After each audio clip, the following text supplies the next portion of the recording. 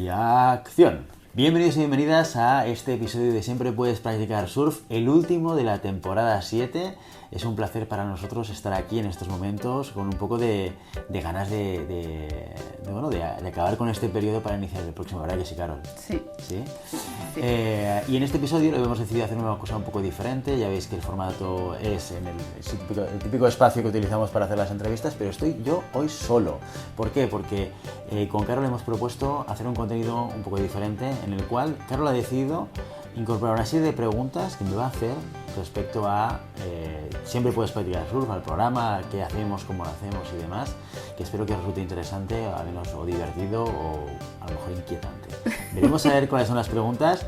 Os hago spoiler, yo ya las he leído, pero a lo mejor me sorprendo con alguna que no estaba en el guión y encontramos algún secreto por descubrir de este maravilloso programa. Así que empezamos.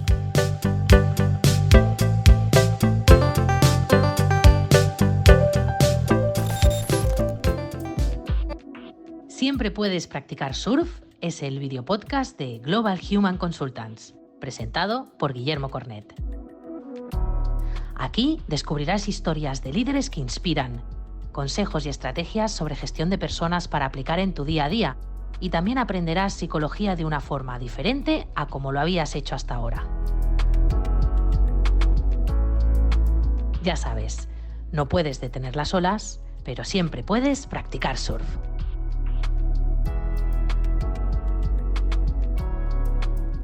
Vale, pues vamos a empezar. Bueno, he preparado dos preguntas en función del contenido que hacemos.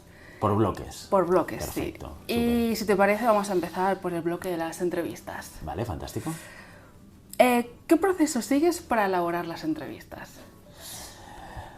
Pues mira, una de las cosas que intento cuando hago una entrevista es intentar personalizarla al tipo de invitado que tenemos, ¿vale? Aunque son entrevistas que son muy abiertas, son entrevistas que están planteadas para que el propio invitado pueda ir desarrollándolo y que podamos ir descubriendo al invitado poco a poco. Pero claro, yo intento hacer un poquito de búsqueda previa. Voy a Google, busco la persona a la que hemos invitado, si ha hecho entrevistas previas, si ha escrito algún libro, si tiene un blog, intento leer algo del blog. O sea, no hago una investigación en profundidad porque no me da la vida. Si me dedicase solo a esto, igual sí que lo haría. Pero sí que intento evitar que sea una entrevista como muy estándar de da igual quién seas, pues te hago las preguntas estándares y ya está.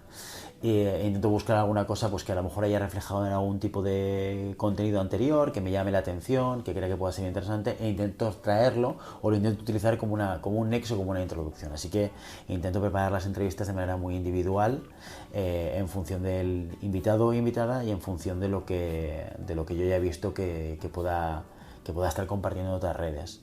Eso sí, desde que tengo ChatGPT, con la ayuda de ChatGPT, evidentemente, con la inteligencia artificial que me ayuda a resumir, a hacer cosas que antes no podía hacer. Esto hace un año no lo podía hacer, que era a lo mejor coger el blog de una persona y hacer un análisis de todo el contenido del blog y ver cosas que puedan ser interesantes. Entonces ya luego me enfoco a leer algún tipo de artículo concreto o otro artículo, ¿no? Pero con la IA esto me ha facilitado muchísimo la capacidad de poder analizar todas las fuentes de información y personalizar un poquito más la entrevista. Vale, no sé si decir que somos selectivos o no a la hora de elegir invitado, porque sí que es cierto que últimamente estamos recibiendo muchas peticiones de hola, tu podcast mola mucho, quiero que me entrevistes, quiero salir. Y evidentemente no podemos aceptarlas todas. ¿Qué criterios utilizas para decir quién aparece y quién no aparece en el podcast? Pues esta es una buena pregunta. Yo creo que todos los podcasts, imagino, porque tampoco, aparte de este, he hecho otros podcasts diferentes, pero no es que me mueva dentro del mundo del podcasting y conozca mucha gente que genere contenido, pero yo me puedo imaginar que cuando tú empiezas con un podcast, al principio de todo, no te conoce nadie, no te ha escuchado nadie y por lo tanto tampoco nadie tiene el interés de poder salir, ¿no? Y con el tiempo, si tú vas generando una mínima audiencia y una mínima visibilidad, pues de repente la gente te descubre y te contacta, que eso que nos está pasando a nosotros desde hace, no sé, un par de años, creo que sí, más o menos, ¿no? La primera vez que nos contactó alguien así como en frío para decir, oye, me gustaría salir en tu programa y demás, ¿no? Y yo creo que en esta misma línea también es verdad que seguramente el criterio de criba de muchos podcasters al principio es muy baja. Si le viene alguien de fuera que más o menos encaja con con lo que se habla, pues bienvenido sea y se genera un contenido fantástico. Y nosotros yo creo que hemos seguido un poco la misma línea. O sea, desde el principio yo creo que rechazar a alguien no hemos rechazado nunca a nadie, también porque eran perfiles que tenía sentido dentro del programa, porque ya tienes ese sentido común y que alguien contacte a un programa como Siempre Puedes Practicar Surf, pues tenga un contenido vinculado a la gestión de personas, a los recursos humanos y demás, porque por eso quiere estar en el programa, porque la audiencia es audiencia que le interesa esta temática. Y por lo tanto, yo creo que hasta ahora nunca hemos rechazado a nadie. Sí que es verdad que tenemos algunas reglas del juego, que esto sí que lo explicamos con mucha transparencia desde el principio, minuto uno, con toda la gente que viene, sobre todo los que vienen, digamos, a puerta fría, pidiendo venir al programa, que es que no puede ser un espacio de contenido de venta. ¿Vale? Esto lo tenemos muy claro desde el principio de todo. Muy hablado contigo, Carol, que el espacio de Siempre Puedes Practicar Surf es un espacio de compartir, es un espacio donde la audiencia es muy importante y el interés de la audiencia es lo más relevante, y que si yo invito a alguien que venga de una empresa o que haya escrito un libro o que lo que sea, pues no puede ser la temática, oye, véndeme el libro, véndeme tu empresa, véndeme tu proyecto, tu servicio.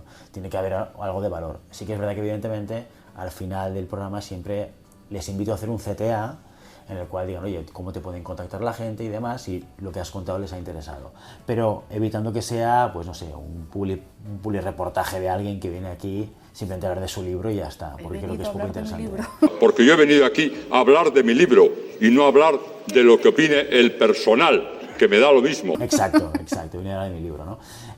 O sea que yo te diría que, por un lado, por ahora no hemos rechazado a nadie, porque ha tenido sentido el perfil de personas que nos han contactado, pero sí que tenemos una serie de reglas de juego un poco claras que tratamos de compartir con total transparencia a los invitados e invitadas. ¿Cómo te preparas mental y emocionalmente antes de cada grabación? Pues buena pregunta. Yo creo que depende de cómo pueda. Porque, claro, la entrevista y el podcast es un espacio dentro de la vida laboral y personal mía. Entonces, claro, se encaja cuando se encaja y sucede cuando sucede. Yo he tenido días de grabación en entrevistas que estaba medio constipado o que me encontraba mal, pero claro, tenía el invitado aquí, creo que he cancelado una por enfermedad en todo el tiempo que llevamos. Sí. Además, un chico que venía de Madrid y que no podía hacerlo. Yo recuerdo que me pilló esperando al bus para venir a grabar. Fue como un poco a última hora. A última hora, exacto. Sí. Porque yo no me encontraba nada bien. Exacto, y no fui ni a la tenías oficina. la gripe. Algo así, Sí. estaba en la cama, me pilló un gripazo impresionante y tuve que cancelar la entrevista. Pero aparte de esto, yo creo que ninguna más la hemos cancelado por esos motivos. Y por eso que pasa un poco en el momento en el cual pues me pille. Hay veces que, pues mira, la de Raúl, que salió, Raúl Castro, que salió la semana pasada, me pilló saliendo de un cliente y del cliente llegando a casa y de casa conectarme y hacer la entrevista, o sea que con un tiempo cero de preparación, o sea, de preparación previa segundos antes.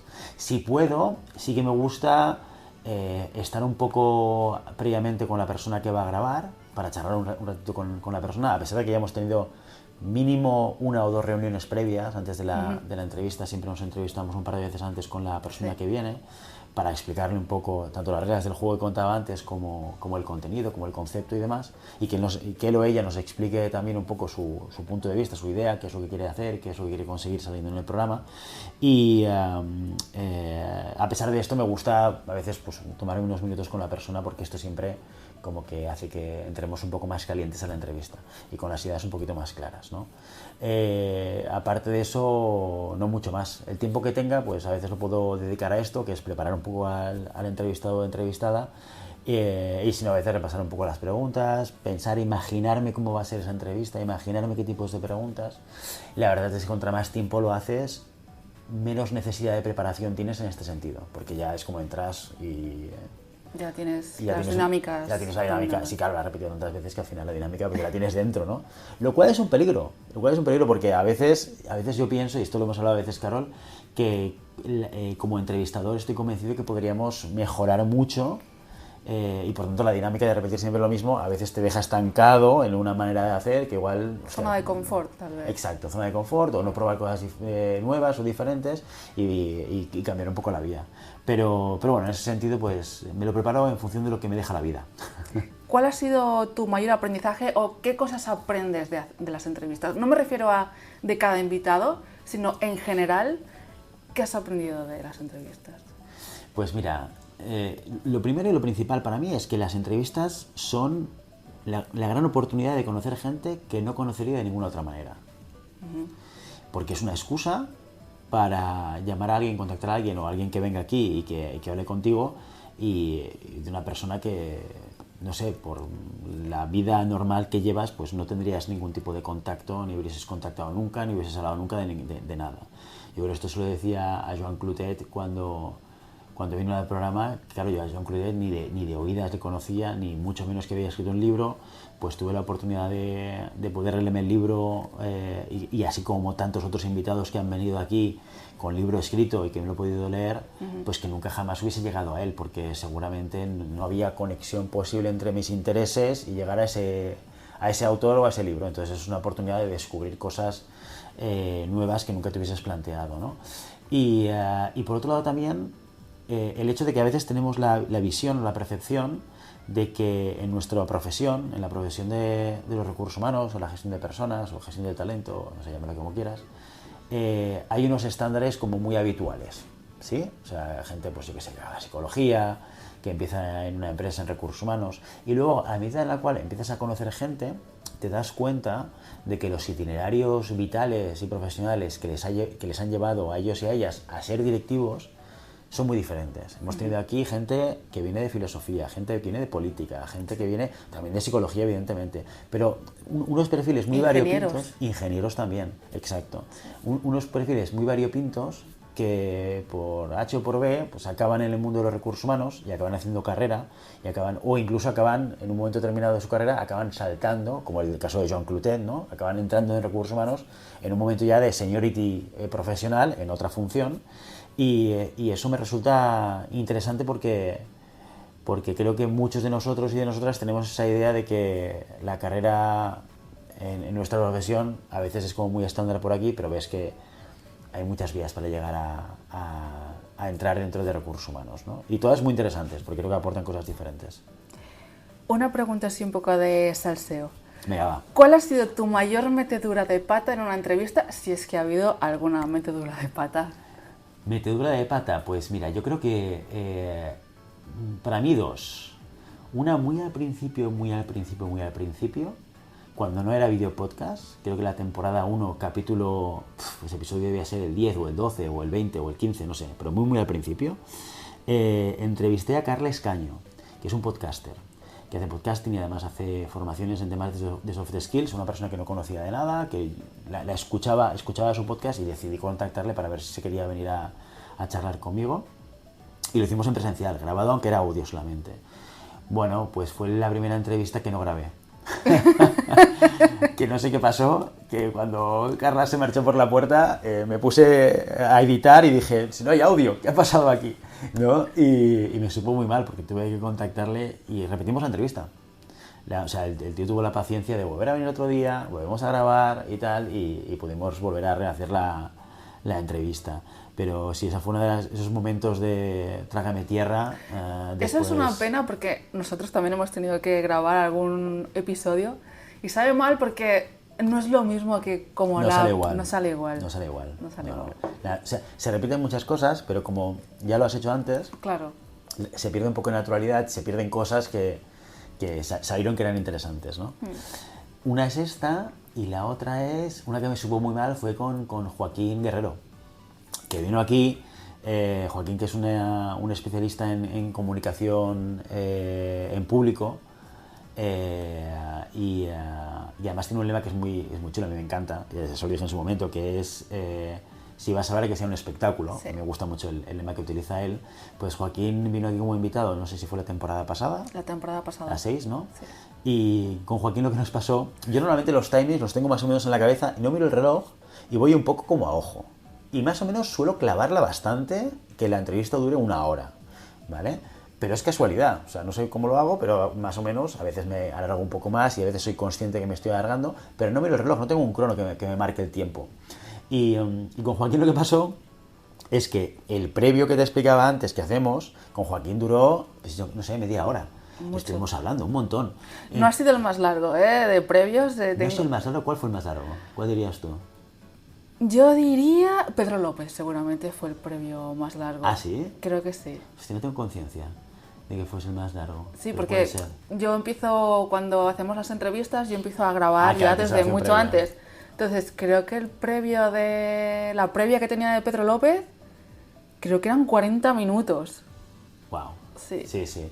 Pues yo con Joaquín tengo este recuerdo de haber hecho una intro muy larga, o sea, una intro hablando con él sin grabar, o sea, sin iniciar la entrevista. Y luego cuando iniciamos la entrevista empezamos a charlar y a mí me vino a la cabeza, ya estamos cerca de la hora. Y entonces ahí como que hice el cierre de la entrevista. Y luego me dijo Joaquín, ha sido muy corto. Y pensé, y le dije, no, normal, lo que te dije, 45 minutos, 60 minutos y tal. Y luego cuando vimos la grabación habíamos hecho un poco más de 30, Sí. 35, 36 minutos. Y sí, o sea, son dos momentos, bueno, errores, son cosas que pasan en situaciones como estas, en grabaciones que hacemos nosotros, como además somos amateurs y tal, pues bueno, trabajamos con las herramientas que trabajamos y que si miro atrás pienso, ostras, estas dos cosas me hubiese gustado evitarlas, ¿no? Pues si te parece, vamos a pasar a hablar de los invitados de esta temporada. Vale, Fíjate venga. que han sido 8. Sí. Vamos a ir del más reciente al primero, bueno, la primera que ha sido una chica, la que vino la primera. Pero Vale. el más reciente ha sido Raúl Castro, Sí.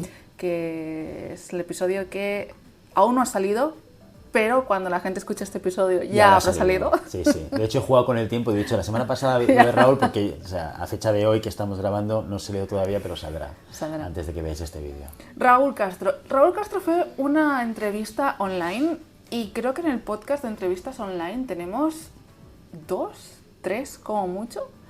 ¿Por qué no las hacemos más veces online? Yo creo que hemos hecho 2, ¿no? Con Raúl, contando la de Raúl. Le hicimos la de Marc Domínguez, fue una, porque Marc no está en Barcelona físicamente y nos pareció interesante, y creo que fue la segunda entrevista que hicimos cuando empezamos a hacer video podcast, si no recuerdo mal. Y luego otra Raúl, porque Raúl está en Miami y claro, o sea, imposible que venga a Barcelona. ¿Por qué no los hacemos más? Porque creo que, o sea, no los hacemos más. A ver, hemos hecho muchas más entrevistas online que físicas. Si cuentas desde el inicio del podcast. Desde el porque inicio. ¿Cuántas entrevistas hemos hecho en el podcast? Pues no sé. Si hemos hecho 8 esta temporada, seguro que mínimo hemos hecho 8 cada temporada, multiplica por 7. La mayor parte de las entrevistas han sido online. Lo que pasa es que sin vídeo. Han sido más en audio solamente, ¿no? Entonces, estábamos muy acostumbrados a ese formato. Lo que pasa es que cuando incorporamos el vídeo, la dinámica cambia, y la verdad es que entrevistar cara a cara o entrevistar en videoconferencia también es muy diferente. La manera de conectar, la manera de estar presente en la entrevista, claro, todo esto ayuda a que tú estés centrado en lo que tienes que estar centrado, y es otra manera de envolver el momento, ¿sabes? Porque llega la persona físicamente, la recibes en el despacho, hablas con ella previamente, tomas un café. Claro, todo esto en online, olvídate, en online te conectas, igual charlas 5 minutos y arrancas para grabar. Y el post igual, cuando acabas la entrevista, que esto a veces grabamos la parte final y la dejamos como un poco al final, hay una despedida, nos despedimos de la persona, entonces todo este tipo de cosas en online lo pierdes. Por eso siempre preferimos hacerlo en presencial, ¿no? Y el vídeo además es mucho mejor y la grabación es mucho mejor, y la dinámica con el entrevistado y entrevistada yo creo que es mejor. Por eso yo siempre prefiero hacerlos en presencial, que si hay que hacer alguna en virtual, ya lo hemos hecho antes, y si merece la pena, pues evidentemente lo hacemos igual. Lina. Con Lina hablamos de espiritualidad laboral. Ajá. ¿Alguna vez habías escuchado anteriormente este concepto? ¿Y qué opinas al respecto? Pues mira, la verdad es que no había escuchado hablar de espiritualidad laboral, y mi opinión al respecto, a ver, yo soy una persona muy escéptica en todo en general. O sea, soy un escepticismo con patas, entonces todo lo que suene a poco aterrizado, que no digo que lo sea, porque seguro que Lina nos puede explicar cómo esto aterriza en cosas concretas y demás, pero de entrada me parece un poco, me cuesta entenderlo, me cuesta verlo aterrizado en el día a día, me cuesta verlo aterrizado. Es como cuando a veces hablaba de felicidad laboral, ¿no? Y la importancia de la felicidad y tal. Y yo recuerdo una de las entrevistas que hice hace tiempo con otra Top Voice, que ahora no recuerdo el nombre tampoco porque me olvido, que hablaba de felicidad laboral. De hecho, dentro de su descripción era una persona enfocada hacia la felicidad laboral, sobre la cual yo tengo una opinión muy concreta y es que no creo que tengamos que enfocarnos en la felicidad de las personas en el mundo laboral. Luego, si quieres, lo desarrollo un poquito más, pero vamos, porque claro, igual puede decir, ¿qué estás diciendo, Guillermo, no? Y esta persona, hablando con ella, realmente cuando íbamos hablando sobre el concepto de felicidad que ella entendía y cómo se implementaba en la empresa y cómo acompañaba a otras empresas, le veía muchísimo sentido común. O sea, para mí el problema del concepto era el uso de la palabra felicidad, porque de lo que hablaba ella, desde mi punto de vista, no era felicidad, desde mi opinión, de lo que yo entiendo que es felicidad. Y entonces, todo lo que explicaba alrededor del concepto, yo se lo compraba y le decía, claro, y si yo lo veo, y tiene sentido, y claro, porque no sé si es tanto felicidad como el hecho de que alguien esté bien y que esté cuidado dentro del mundo laboral. ¿Eso es felicidad? Hombre, no sé, yo creo que la felicidad es un poco más grande que eso, ¿sabes? Y además, y esto es una cosa que en las formaciones que yo hago repito mucho, a veces siendo un poquito retador con los managers y con las personas que van a la formación, y les digo que el rol de un jefe o de un manager o un team lead o un líder o llámalo como quieras, no es hacer feliz a su gente. Este no es el rol. O sea, quien piense que está ahí para hacer feliz a la gente, creo que se está equivocando completamente. Yo creo que un jefe está para conseguir que un equipo consiga un objetivo con el equipo y los alinee para conseguirlo. Y para conseguir eso requieres cierto grado de felicidad y cierto grado de infelicidad. La felicidad es absolutamente necesaria para el movimiento, ¿sabes? Si tú le das felicidad a la gente, pues al final la gente se acaba apalancando, tal. Y claro, en el mundo laboral, esto se puede trasladar a otros sitios, ¿no? Pero en el mundo laboral se requiere movimiento, y el movimiento muchas veces se hace a través de la entre comillas, infelicidad, ¿eh? O sea, hay que empujar a la gente, hay que retarla, ¿sabes? Oye, es que no quiero hacer esto porque no me genera un esfuerzo. Claro, es que todo desarrollo te genera un esfuerzo. Entonces, ¿y el esfuerzo genera felicidad o infelicidad? El esfuerzo genera infelicidad. Ostras, nadie quiere esforzarse. O sea, nadie quiere. Ya me entiendes, ¿no? Sí. O sea, pero de entrada dices, ¿para qué me tengo que esforzar, ¿no? Para hacer no sé qué, para hacer no sé cuántos, porque estoy muy, muy, muy contento y feliz. Lo que pasa es que un equipo requiere desarrollo, un equipo requiere movimiento, un equipo requiere un poquito también de infelicidad, ¿no? Y no sé por qué te explico esto, porque ahora, me explicabas de Lina, Sí, Lina y Lina. del tema de la espiritualidad. Entonces, Sí. con la espiritualidad me pasa un poco lo mismo también, como con esta idea de la felicidad. De entrada, lo veo muy lejano a mi manera de entender las cosas, y me cuesta verlo en la práctica, en la operativa y bajado, y ver que sea una palanca útil realmente para la realidad. Así como también la espiritualidad fuera del trabajo, no sé, yo estoy muy lejos de todo eso. O sea, yo debo tener las neuronas de la espiritualidad las debo tener muertas, porque soy incapaz Vaya. de sentir ningún tipo de espiritualidad hacia nada y hacia nadie, entonces me cuesta mucho entenderlo, ¿sabes? Volviendo un poco hacia atrás a lo que estabas diciendo de felicidad en el trabajo, quiero aprovechar porque hoy precisamente, ayer me estaba documentando para un blog y decía que recursos humanos no tiene que centrarse en la felicidad del trabajo, porque la felicidad es subjetiva, o sea, tú no puedes hacer a una persona feliz porque es algo demasiado propio de cada persona. Lo que sí puede hacer recursos humanos es promover el bienestar laboral. Totalmente de acuerdo. Es que estoy 100% de acuerdo con esta frase. Porque además, yo a veces a la gente le digo, ¿no crees que es demasiado importante la felicidad como para dejarla en manos de tu empresa o de tus recursos humanos? O sea, si es tan importante, es como cuando hablas de desarrollo. Es que mi empresa no me desarrolla, es que mi empresa no me da planes de formación. ¿Tú crees que tu desarrollo profesional es suficientemente poco importante para ti como para dejarlo en manos de un tercero? Tía, ponte las pilas. O sea, si realmente es importante, déjate de depender de terceros. Si te pueden ayudar, está genial. Si puedes pedir apoyo, si puedes pedir financiación, bueno, lo que sea. Pero aquellas personas que se apalancan en la empresa o en recursos humanos para su propio desarrollo y su propia felicidad, yo creo que es un error. Yo creo que es dejar en manos de terceros cosas que son demasiado importantes para uno mismo. Pero bueno, también es mi opinión, ¿eh? O sea, cada uno aquí puede hacer y deshacer lo que quiera. Vale, continuamos con Emma. Venga. Gine, ¿qué pasó con Emma? El audio de Emma, a ver, reconozcámoslo ya, fue bastante desastroso. Bueno, A mí me pareció muy desastroso, y fue porque No sé cómo se puso el micro, pero lo puso como muy cerca de un botón. Entonces cada vez que hablaba, cada vez que se movía, además que Emma es una persona muy expresiva. Sí, sí que lo es, sí. No paraba de hacer clic, clic, clic, clic. Entonces yo estaba editando el vídeo y digo, es que esto no puede salir, es que esto es un desastre. Me replanteé decirle a Emma de volver a grabarlo. Al final no hizo falta. Porque pero, no era tan desastroso. bueno, a lo mejor también yo soy un poco drama queen, pero no sé. Lección aprendida, creo que a partir de la temporada que viene me gustaría hacer un decálogo o algún tipo de Estaría dress bien, code para estaría bien. invitados de, por favor, no lleves camisas con botones. Anillos, Pulseras, relojes, porque todo claro, fuera. este golpe aquí no se oye, pero esto Sí. lo recoge el micro de una manera bárbara. Sí. ¿No? Y todas estas cosas sí, habría que poner algún tipo de... para explicarle a la gente. Y lo del botón sí fue un poquito drama, pero bueno, yo me acuerdo cuando me llamaste y me dijiste, ostras, esto no puede ser. Y yo lo escuché y pensé, hombre, a ver, si al final, si tú estás escuchando la conversación, ese ruido lo acabas anulando.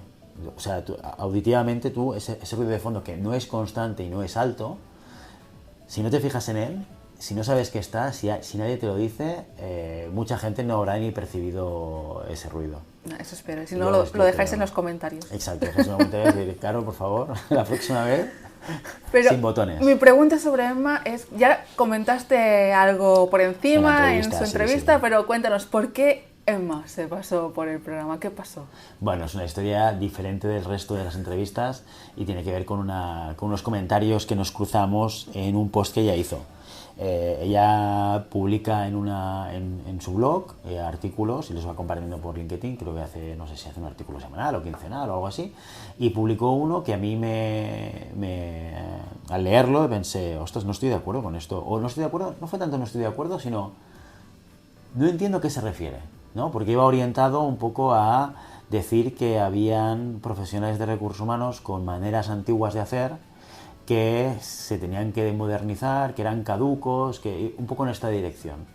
Y a mí lo que me llamó la atención de esa publicación, y también tengo que decir de muchísimas publicaciones, de muchísimas opiniones de muchísima gente que lanzan frases y afirmaciones al vuelo, es que no las bajan. Entonces, claro, si yo cojo y te digo, es que hay profesionales de recursos humanos old school que utilizan técnicas de los 70 en un mundo del siglo XXI que ya no tienen ningún tipo de sentido. Pues entre esto y decirte nada, es que es exactamente lo mismo, ¿sabes? ¿Por qué? Porque es súper interpretativo. ¿A qué te refieres? ¿A qué tipo de técnicas? ¿Qué tipo de profesionales? ¿Sabes? Yo necesito entender un poco más para saber a qué te estás refiriendo, porque depende de lo que te refieras, estaré de acuerdo contigo o no estaré de acuerdo contigo, porque de entrada la propia dirección del post y del blog me genera, iba de alguna manera argumentando que técnicas del pasado ya no sirven ahora, cosa que estoy súper en desacuerdo. O sea, algo porque se ha diseñado en 1920 no quiere decir que no sea válido hoy. O sea, ¿por qué algo que se ha diseñado hace 60 años ahora no es válido? ¿Qué pasa? ¿Que solamente las cosas de hace 5 años son válidas? No tiene ningún tipo de sentido. O sea, las cosas no caducan porque sí, las cosas caducan porque ha habido otra cosa que lo ha evolucionado. Y luego también el discurso hacia elementos revolucionarios. Es que esto ya no es A ha muerto y ahora aparece Z, que es algo completamente diferente, que realmente sí que aporta valor. Y cuando yo analizo esos dos elementos, A y Z, yo no veo A y Z, yo veo A y A+.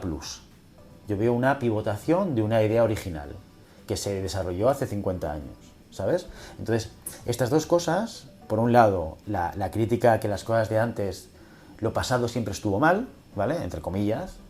Y el otro argumento de ahora todo es nuevo, todo es siglo XXI y lo novedoso, lo de ahora, cambia el universo. Yo en estas dos cosas como frases y afirmaciones categóricas no las comparto para nada. Entonces, cuando yo leí su blog, yo leí estas dos ideas, simplifico mucho, pero como que la veía muy reflejada.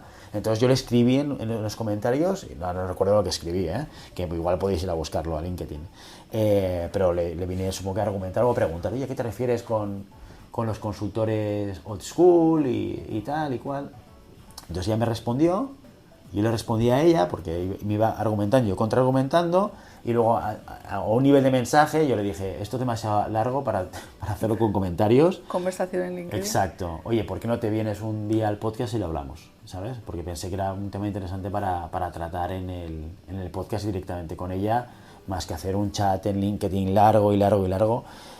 Que quizás es lo que tendría que promocionar LinkedIn, porque yo creo que discusiones argumentadas como esas son las que aportan valor. Esto suena como de perogrullo y como de... ¿sabes? Pero... bueno, no lo sé, yo supongo que LinkedIn es un reflejo, como cualquier red social, de lo que somos como naturaleza humana. Y lo que reflejan las redes sociales es que somos de mensajes cortos, simplistas, poco profundos y poco argumentados.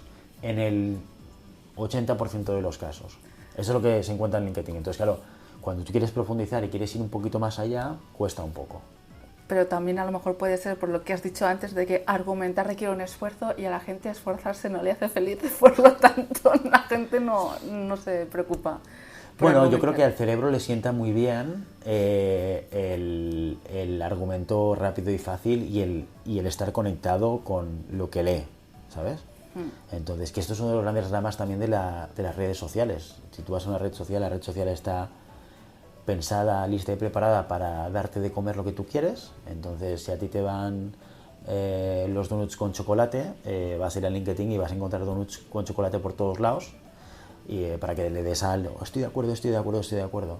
O a lo mejor si lo que te va a ser el brócoli, pues te van a poner brócoli en el feed y tú, estoy de acuerdo, estoy de acuerdo. Los algoritmos que te conocen mejor que nadie. Exacto. O a lo mejor a la inversa, te gusta criticar y por tanto te ponen opiniones que son diferentes. También hay perfiles de estos que me gusta el brócoli pero quiero ir a mirar el donut. Entonces estoy mirando el donut y sí, pues estoy en desacuerdo, esto no puede, una vergüenza de no sé qué, no sé cuántos, ¿no? Entonces ahí va a alimentar un poco esas interacciones, ¿no? Y creo que es interesante el poder ir un poquito más allá, y es lo que intentamos con la entrevista con Emma. Manuel Asensio y Belinda Martínez. Manuel Asensio está haciendo un doctorado en filosofía. Exacto. Y a Belinda Martínez le flipaba la filosofía. Exacto. Y de hecho ya hemos tenido otros invitados, como Joan Clotet también, que tiran mucho por la filosofía. Entonces, me da por preguntar, ¿qué tiene que ver recursos humanos, gestión de personas, con la filosofía para que haya una especie de patrón que se repita? Pues es una buena pregunta. De hecho, es una pregunta que yo creo que a ellos ya les hice en su momento, porque es algo que llama la atención, ¿no? Y yo creo que una de las cosas que cambian tu aportación de valor en una empresa como director o directora de recursos humanos es justamente el ir más allá de los procesos. Mira, el otro día tenía una conversación con una clienta y estábamos hablando de recursos humanos, de la evolución de una persona que querían promocionar a responsable de recursos humanos, y yo le hacía la reflexión. Decía, mira, si la formáis en procesos y técnicas y metodologías de recursos humanos, esto está genial, porque es como la base. Pero no nos vamos a engañar, esto es lo fácil. Lo fácil es saber el qué y el cómo hacer las cosas. Esto, lo fácil, a ver, que requiere un esfuerzo, y si tienes experiencia y tienes rodaje, pues está muy bien, mucho mejor. Pero no es el gran reto. El gran reto diferencial entre un buen profesional de recursos humanos y un mal profesional de recursos humanos es su capacidad de interactuar con otros, su capacidad de influencia, su capacidad de aportar al desarrollo de otras personas, su capacidad de generar confianza, de generar compromiso. Esta es la gran diferencia. Cuando un director de recursos humanos o directora está en un comité de dirección y su voz se oye, esa es un profesional potente, ¿vale? Y para conseguir eso, muchas veces se requiere la capacidad o conocimiento que tiene vínculos con la filosofía, desde mi punto de vista, que es la capacidad de poder hacer buenas preguntas, ¿no? Yo creo que el dar el salto de, en vez de responder, generar buenas preguntas, a ciertos niveles, a niveles de top management, es el factor diferencial. No es tanto dar la respuesta, sino ser capaz de generar las preguntas que generen reflexión, que al otro le permitan llegar a la respuesta, que esto es súper complejo, que es un poco la base del coaching, bueno, la base o la práctica del coaching, y creo que esto tiene mucho que ver con la filosofía, tiene mucho que ver con el entendimiento de la potencia y la importancia de las preguntas. Entonces ahí le veo un nexo muy natural, sobre todo cuando pensamos en recursos humanos en un nivel mucho más estratégico. El reto, y ahora no es la pregunta, pero vamos, por cerrar este círculo, para mí el reto de recursos humanos más relevante es que si miras una organización y miras una empresa, dentro de las funciones core, lo que hace que se mueva la compañía en recursos humanos no está nunca. Siempre es una función aparte. Incluso dentro de las funciones de soporte, ¿vale? Que no digo que no sean negocio. Esta discusión con Emma ya lo tuvimos. Si es negocio, no es negocio. No entro en este discurso. Todo es negocio. Evidentemente todo es negocio, ¿vale? Pero hay departamentos que son de soporte al que es el core de negocio y hay otros que no. Y dentro de soporte luego tienes departamentos como el de finanzas, que, claro, el de finanzas al final, ¿por qué te lo escuchas? Por muchas cosas, pero una de las razones por las cuales te lo escuchas en un comité de dirección y suele estar casi siempre, si no siempre, en un comité de dirección, es porque es la gente que mueve el dinero. Entonces, claro, es la gente que controla el cash flow, claro, que controla cuánta capacidad de deuda tiene la compañía, el que controla, o sea, controla el dinero que es el oxígeno de cualquier organización. Entonces, claro, es súper relevante, perfecto. O tienes los de IT al final también están tocando elementos tecnológicos muchas veces, no en todas las organizaciones, pero en muchas organizaciones donde es un elemento muy importante del buen funcionamiento de una organización. Si se cae el sistema, se cae la organización. Exacto. Y en cambio, recursos humanos, ¿qué es lo que tenemos? Una cosa que es muy importante, no voy a ser yo el que diga las personas no son importantes, ¿vale?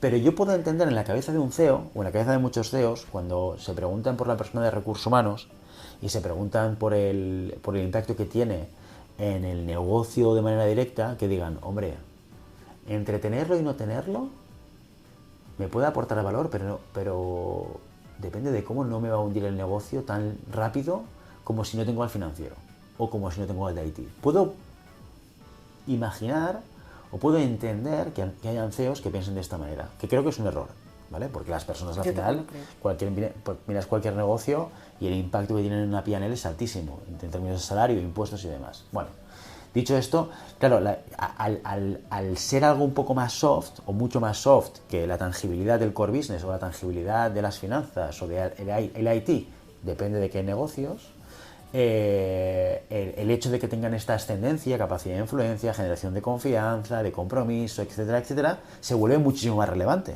Y eso es lo que hace que muchas veces no estemos en los comités de dirección, porque no tenemos esta ascendencia, no tenemos voz que se escuche. Y gran parte del éxito de que esa voz se escuche es la voz de la persona, es la voz del profesional y de la profesional que hacen que se escuche. No sé si me explico. Sí. Entonces yo creo que si miramos esa función de recursos humanos, esta parte de influencia se vuelve como súper clave y súper relevante. Y hacer buenas preguntas, como los filósofos de la antigua Grecia, creo que es una de las palancas que hacen que consigamos ser una voz que se escuche. Hacer buenas preguntas, por ejemplo, al CEO que le haga reflexionar, ¿te refieres? Totalmente, por ejemplo. Totalmente, exacto. Pues sí, estoy de acuerdo. Pedro López.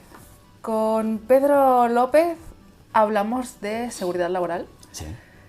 Que pese a que es un tema muy relevante en nuestro ámbito, si hago memoria, creo que nunca en el podcast hemos hablado de seguridad laboral. ¿Por qué? ¿Por qué no hemos hablado antes? ¿Por qué? Porque seguramente el contenido que hemos hecho siempre en Siempre Puedes Practicar Surf es un contenido muy de la parte, entre comillas, soft de recursos humanos, ¿no? No hemos hablado de la parte laboral. Bueno, en algún momento sí que hemos hablado de la parte laboral. Cuando hablamos de los despidos, por ejemplo, pero hablamos de los despidos desde una perspectiva de la gestión de las personas y de las emociones y demás, que no tanto de la parte más tangible. Pero contenidos del estilo de, no lo sé, el control horario aquí en España o contenidos legal laborales no tocamos aquí. Entonces la parte de prevención está un poco en toda esa zona.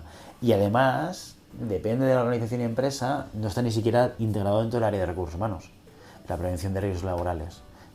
Todo ese tema a veces está en RH, a veces no está en RH, depende del tipo de negocio que tengas, a veces tiene una relevancia, a veces tiene una relevancia muy muy pequeñita, depende.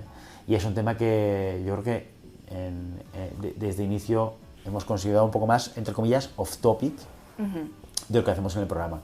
Por eso hemos tenido un solo invitado que ha venido, pero vamos, encantados de que venga Pedro a hablarnos bueno, es un tío con una experiencia enorme en este ámbito y con una capacidad de poder explicar en un detalle que es muy pedagógico también. Con lo cual, yo de verdad, sinceramente, súper contento de que viniese Pedro a hablar de un tema del cual no solemos hablar y encantado de que vengan más profesionales a seguir profundizando en el tema.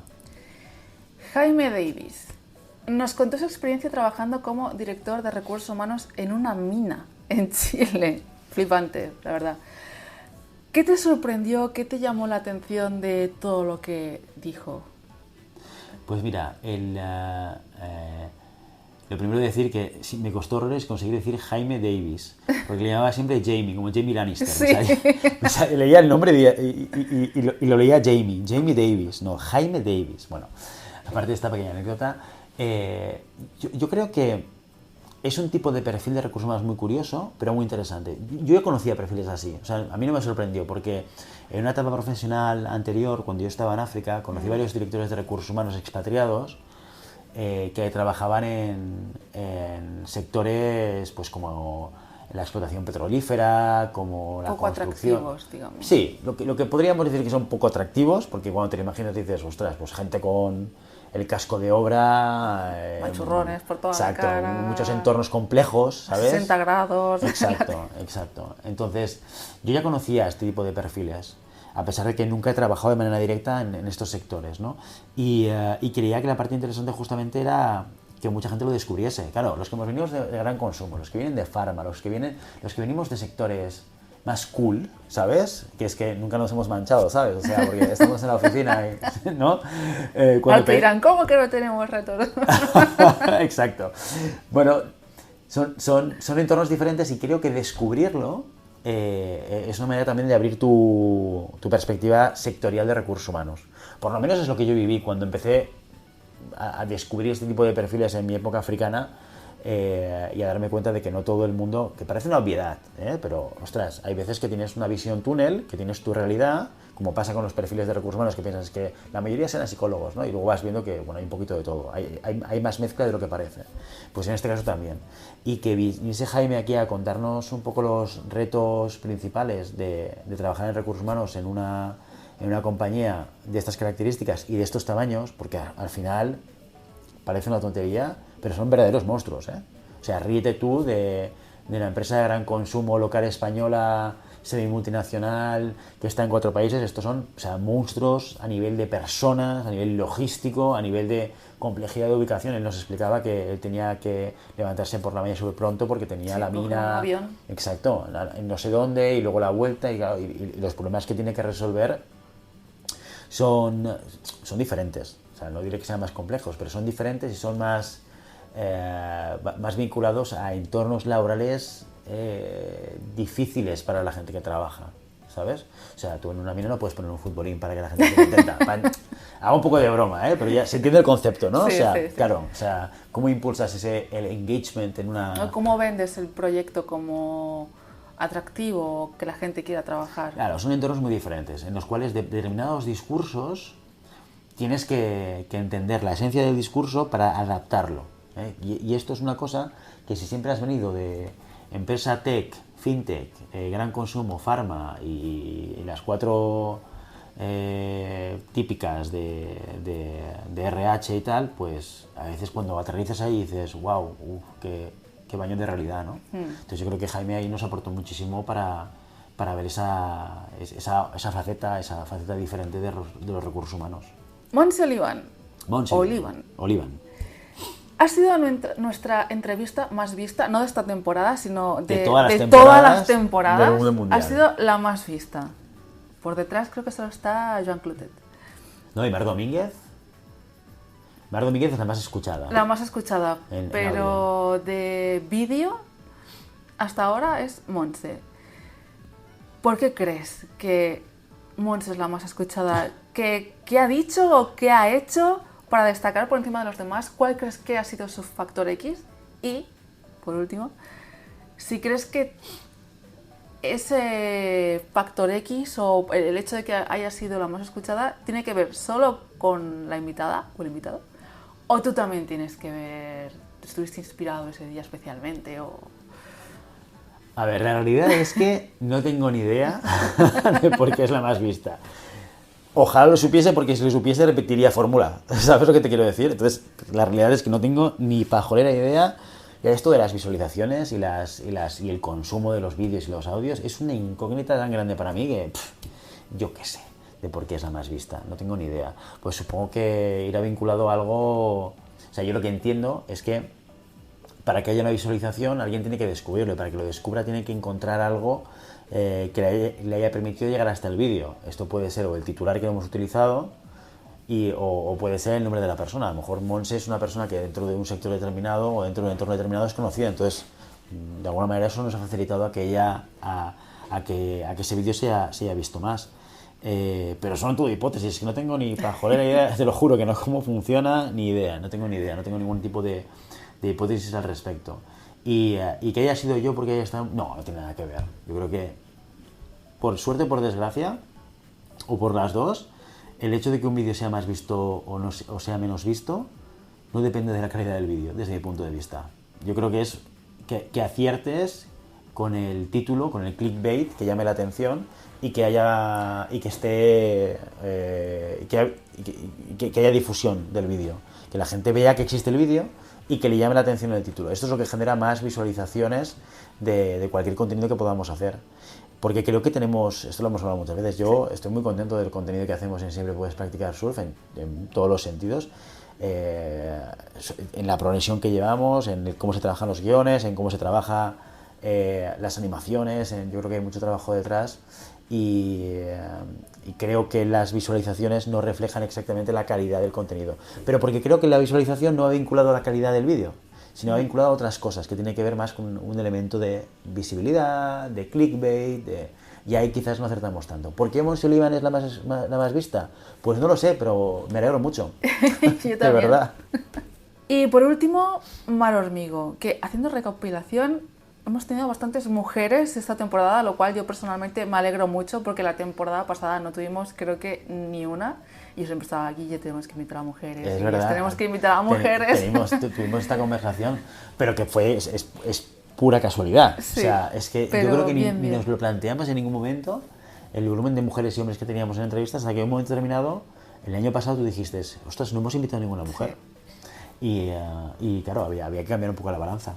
Mar Hormigo. Tampoco lo hemos forzado, ¿eh? No, o sea, hay que decir que no hemos dicho, ahora solo vamos a invitar a mujeres. No, pues ha se sido ha dado orgánico totalmente. O sea, totalmente, exacto.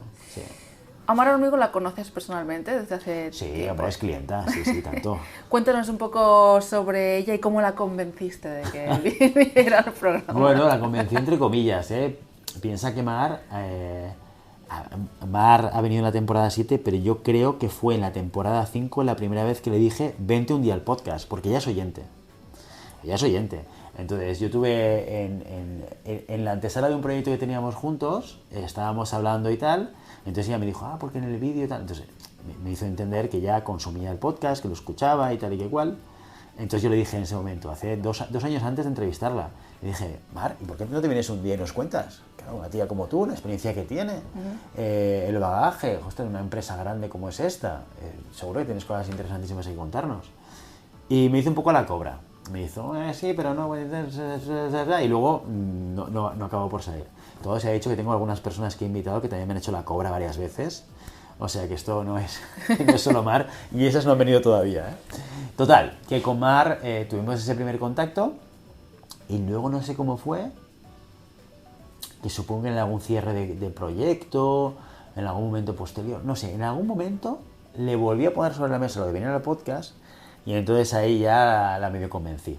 La medio forcé, la invité un par de veces para que acabara aceptando y al final lo conseguimos. Y bueno, aquí la verdad es que muy interesante, porque creo que hay muchísima gente semi-anónima, vamos a decir, en el mundo de los recursos humanos, con experiencias súper interesantes, con aprendizajes que son súper útiles para muchísimas personas y que merecen y merecemos escucharlas, sí, para poder aprender de ellas, ¿no? Y Mar es una de ellas, sí, sin duda. Darle el altavoz. Sí, estoy totalmente de acuerdo.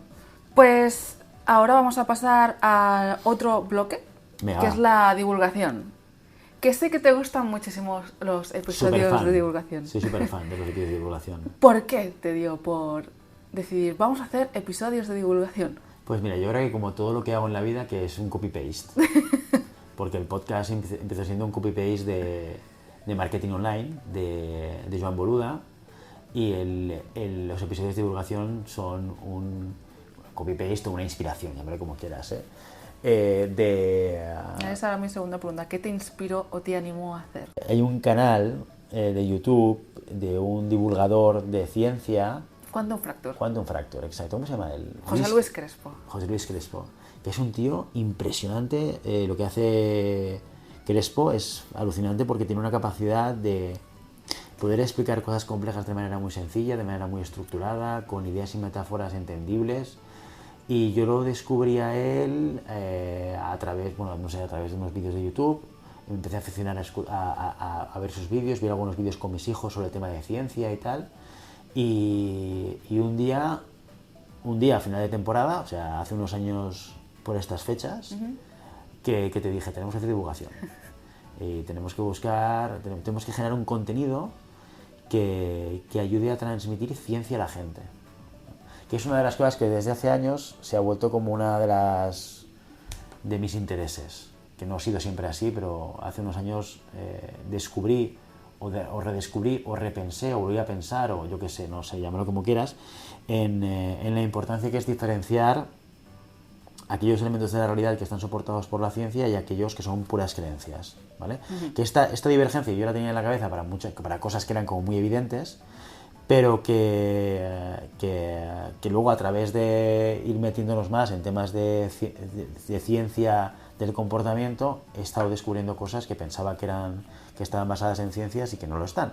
Y creo que por lo menos entender que existe esta diferencia y qué está en un sitio y qué está en lo otro, nos ayuda a tener un conocimiento mayor de la realidad, ¿no?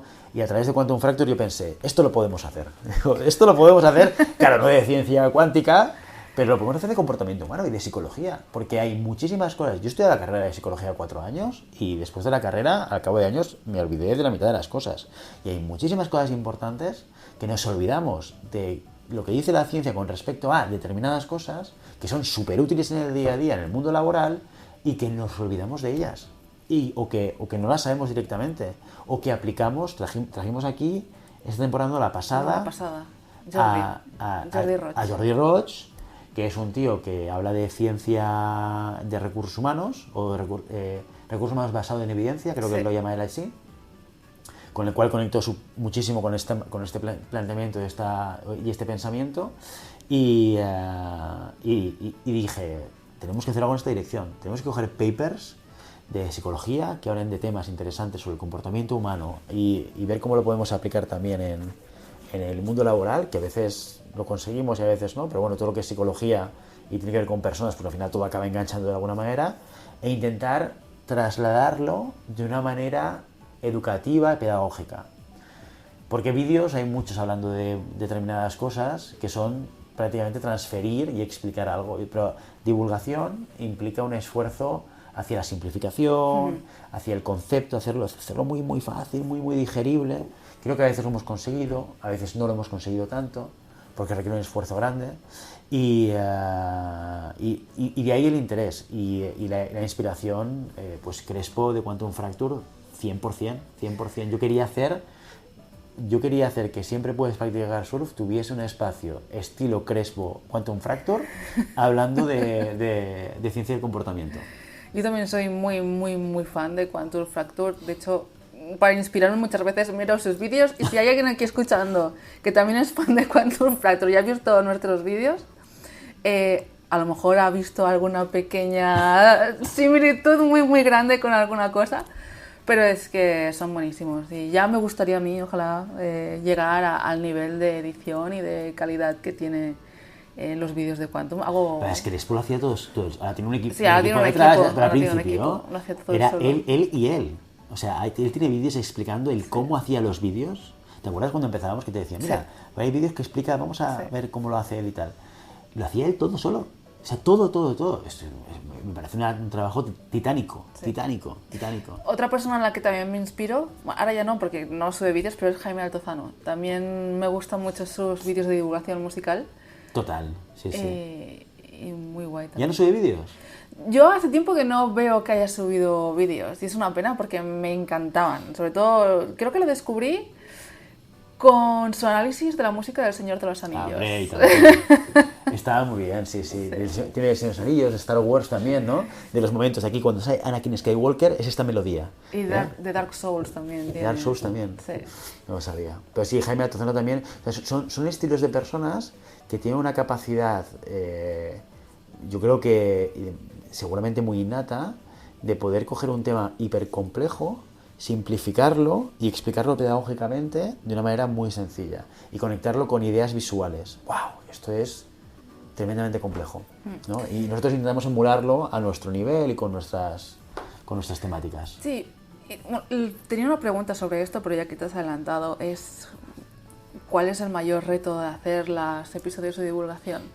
Y una de esas, para mí, es coger un tema complejo y transformarlo en algo accesible para cualquier persona, aunque no tenga nada de background de psicología. Y luego, por otra, cuando yo veo los vídeos de Quantum Fracture, digo, es que transformar datos matemáticos a explicaciones más sencillas, yo lo veo más fácil que en psicología, porque psicología es mucho más abstracto que la física es matemáticas. Bueno, no sé, yo creo que estás viendo el césped verde en el vecino. Puede ser, ¿eh? Porque tú imagínate explicar física cuántica de manera sencilla. Es muy complejo. Lo que hace Quantum es explicar física sin matemáticas. Pero hay como, para mí, los conceptos de la física están tan bien definidos, tan bien encuadrados, tan bien enmarcados, tan bien estudiados, con mucho más recorrido. Hay muchísima más información, muchos más papers. En psicología cuesta más. Entonces, para mí, una de las cosas que más me cuesta a la hora de escribir los guiones o, pues eso, transformar la información es a ver cómo explico esto de una manera que cualquier persona lo entienda y que además con rigor. O sea, Exacto. sin metáforas extrañas, no. Exacto. ¿Cómo puedo hacerlo de forma rigurosa? Yo creo que lo que pasa aquí es que en la medida en la cual tienes un conocimiento más profundo del tema que hablas, más difícil es ver cómo simplificarlo. Creo que va por aquí la cosa. Si tú sabes mucho de un tema, de repente te piensas que, o sea, para hacerlo sencillo tienes que simplificarlo muchísimo, y como sabes mucho, piensas, claro, para poder explicarte esto, te tengo que explicar esto, y esto, y esto, y esto, porque si no, no voy a ser fiel a la realidad y no voy a ser riguroso con lo que te diga, y eso es una trampa, porque entonces nunca eres simple. Al final, cuando haces un proceso de divulgación, tienes que simplificar las cosas de tal manera que pierdes rigor y pierdes detalle, pero sin duda alguna. Sí. Ahora, en el concepto general, tiene que estar bien construido, porque si no, claro, si no tiene sentido o no va bien alineado, es el gran riesgo. Pero creo que lo que pasa ahí es eso, que cuando vas al detalle y tienes un conocimiento mayor, y dices, no, hombre, no te puedo explicar B sin haberte explicado A. A veces no es necesario explicarte A, porque no te voy a explicar B, te voy a explicar B+. Y B+ es otra cosa diferente. Pero la esencia de B+ es la misma que B. Pero B+ es más fácil de explicar, ¿sabes? Entonces hay que hacer este juego. A mí me cuesta mucho llegar cuesta muchísimo. ese punto. ¿Y con ChatGPT no te cuesta menos ahora? ChatGPT me hace las cosas más fáciles, pero igualmente se equivoca mucho, sobre todo en datos, muchas veces se los inventa. Claro. Pero sí Cuando que le metes el paper. Es que ya no uso ChatGPT para eso, ahora uso el Notebook LM, que es genial. Pero bueno, ChatGPT me ayuda a quizá estructurar un poco de si quiero hablar de esto, qué temas sí o sí tengo que tocar para que el hilo conductor no se pierda. Pues antes no tenía eso y tenía que hacerlo yo todo solo desde cero. Claro. Ahora pues ya parto desde una estructura. Sí. Pero... Bueno, pues ahora, mira, no tiene nada que ver con el contenido del podcast, pero te voy a lanzar dos ideas. La primera es Gemini 2.5 a 19 de junio del 25, funciona mejor que ChatGPT. ¿Sí? Sí. Estupendo. El Pro, Lo anoto. por eso, anótalo, porque su ventana de contexto es más grande, con lo cual se va a comer muchos más datos. O sea, va a inventar mucho menos. Y el 5O de ChatGPT sale ahora dicen que en agosto. No hay fecha exacta, pero dicen que más o menos en verano. Dicen en verano es un poco abstracto. No se sabe si en julio o en agosto. Y dicen que ya el nuevo 5, la ventana de contexto será similar a la de Gemini. Pues... Entonces ahí se perderá menos. Porque sí que es verdad que el problema de la IA es que a día de hoy, 19 de junio del 2025, pues depende de lo que le metas, alucina. Sí, alucina. Sí. ¿Cuál ha sido tu episodio favorito de divulgación hasta ahora? Mi episodio favorito de divulgación, buena pregunta, ostras, pues no sabía decirte. Yo creo que la única respuesta buena a esta pregunta es el último, siempre el último. Porque tenemos siempre una evolución en la cual cada vídeo que sacamos es mejor que el anterior, y cada vídeo que sacamos es mejor que el anterior, ¿sabes? Y eso para mí hace que, de alguna manera, independientemente del contenido que estemos tocando y que estemos tratando, la capacidad que hemos ido desarrollando, sobre todo tú, en toda la parte del guión y demás, es cada vez más potente, ¿sabes? Si comparas el primer vídeo de divulgación con el último, hombre, claro, hay unas diferencias enormes, Sí. enormes. Con lo cual te diría que siempre es el último, mi preferido. No, yo siempre intento dar lo mejor y hacerlo cada vez mejor. Y esto se nota porque antes estaban peor y tardaba muchísimo. Pero es que ahora tardo todavía el doble porque cada vez quiero perfeccionar y perfeccionar. Y a medida que voy aprendiendo técnicas, pues tardo más. Y siempre me dices, pero no hace falta, hay que Exacto. ser eficiente. Hay que modular, hay que Sí. modular. No podemos tirarnos 40 horas para un vídeo. Es que realmente podría tirarme las horas que quisiera. Infinito, editando. infinito. Sí. Es que hay tareas que son infinitas, pero no podemos hacerlas infinitas. Los vídeos de divulgación los grabas en tu casa. Los grabo en mi casa, exacto. ¿Cómo Sí. montas el set? Pues un drama, es un drama. En mi casa es un drama total y absoluto. Además, la calidad del vídeo grabado que tenía antes vivía en Sitges, ahora vivo en Barcelona. Antes tenía el despacho con luz natural y ahora no lo tengo. Y se nota mucho la calidad de la imagen. Y me he peleado mucho con eso en casa, mucho con eso. Por el tema con la cámara, el uso del teléfono. Me compré una cámara web específica y tal, un dramático. Y preparar el set, lo que intento de alguna manera es que el tiempo de pregrabación y de postgrabación sea lo más corto posible. Porque, por ejemplo, cuando estaba en Sitges, que me montaba unos focos, lo hacía de pie, la iluminación era genial y tal, o sea, quedaba súper bien. Pero claro, es que me costaba media hora el pre y media hora el post y luego la grabación entre medio. Y era un drama, era demasiado tiempo para hacer vídeos de 10 minutos. Y ahora en casa estoy intentando buscar la manera de que el vídeo sea lo más rápido posible, que no me genere ningún tipo de... que siempre me genera y todavía a día de hoy me lo vuelvo a replantear cada vez que pongo la cámara, el cómo la pongo, el fondo, que es lo que... Esto es un rollo patero. Esto es una de las cosas que a veces pienso, ¿y por qué no vuelvo al podcast? ¿Qué más fácil que era el podcast? Ponía el micro delante y le daba a grabar y ya está, y me olvidaba de todo lo Editar demás. también era más fácil. Exacto, sí, sí. Explica a los GHCs así por encima cómo es el proceso de hacer un episodio de divulgación. El proceso, bueno, pues primero decidimos con Carol cuál es la temática que vamos a utilizar, ¿vale? A veces lo tenemos muy claro, porque a veces partimos de metodologías que están como preidentificadas. Yo qué sé, el tema de Maslow, por ejemplo, ¿no? Que es un tema pues, que más o menos todos conocemos. O el tema de la teoría de la autodeterminación, que lo hemos tocado 200 veces Sí. en el programa, pero que me resulta súper interesante. O sea, es una de las cosas que creo que el conocerlas o no, yo lo he utilizado muchísimo en formaciones. He hablado mucho de la teoría de la autodeterminación y creo que es interesante.